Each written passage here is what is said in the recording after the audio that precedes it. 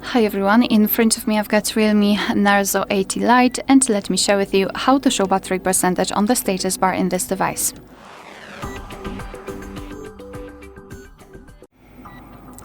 So let's start with opening the settings, and here we have to scroll and find the battery. Let's tap. Here we've got this option battery percentage, and in my case it is turned on, so I've got the percentage applied.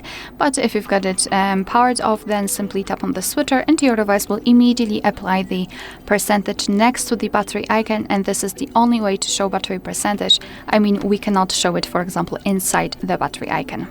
Of course, you can turn this option off just by tapping on the switcher again. Alright, so that will be all. Thank you so much for watching. Please hit the subscribe button and leave the thumbs up.